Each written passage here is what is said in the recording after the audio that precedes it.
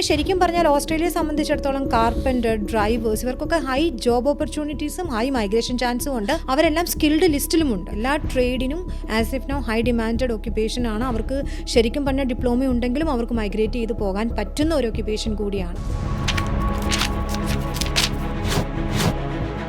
നമ്മുടെ skilled migration permanent residency വിസയാണ് നോക്കുന്നതെങ്കിൽ first നമ്മൾ ചെക്ക് ചെയ്യേണ്ടത് നമ്മുടെ എലിജിബിലിറ്റി റിക്വയർമെൻറ്റ്സ് മീറ്റ് ചെയ്യുന്നുണ്ടോ എന്നാണ്.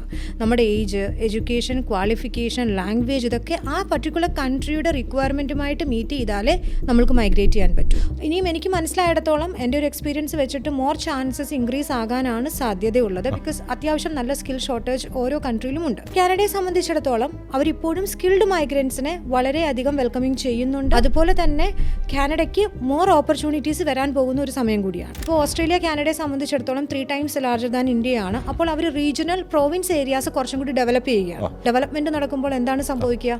എഞ്ചിനീയേഴ്സിന് ചാൻസസ് കൂടും, IT പ്രൊഫഷണൽസിന് ചാൻസസ് കൂടും. പിന്നെ എന്താ, ഡെഫിനറ്റ്ലി ഹെൽത്ത് കെയർ ഇല്ലാണ്ട് എന്ത് ഡെവലപ്മെന്റ്? അപ്പോൾ എങ്ങനെ നോക്കിയാലും ഓരോ കൺട്രിയും ഡെവലപ്പ് ആവുകയാണ്. അപ്പോൾ ഡെവലപ്പ് ആകുമ്പോൾ എന്ത് സംഭവിക്കും? സ്കിൽഡ് പ്രൊഫഷണൽസ് വേണം. അപ്പോൾ മൈഗ്രേഷൻ്റെ ചാൻസ് 100% കൂടും. ഏറ്റവും ഇമ്പോർട്ടൻ്റ് ആയിട്ടുള്ള കാര്യം, നമ്മൾ സ്റ്റഡിയാണ് നോക്കുന്നതെങ്കിൽ കറക്റ്റായിട്ടുള്ള കൺട്രി ചൂസ് ചെയ്യണം, കറക്റ്റ് കോഴ്സ് ചൂസ് ചെയ്യണം, പ്രോവിൻസ് റീജിയൻസ് ചൂസ് ചെയ്യണം. അതുപോലെ തന്നെ യൂണിവേഴ്സിറ്റി, കോളേജ് വളരെ ഇമ്പോർട്ടൻ്റ് ആണ്. ഇനി നമ്മൾ സ്റ്റഡി അബ്രോഡ് എടുത്തതിന് ശേഷം അവിടെ നിന്നുകൊണ്ടാണ് പെർമനൻറ്റ് റെസിഡൻസിക്ക് അപ്ലൈ ചെയ്യുന്നതെങ്കിൽ ആ സമയത്തെ അവിടുത്തെ റൂള് അതൊക്കെയായിരിക്കും നമ്മൾ മേജറായിട്ട് നോക്കേണ്ട കാര്യം.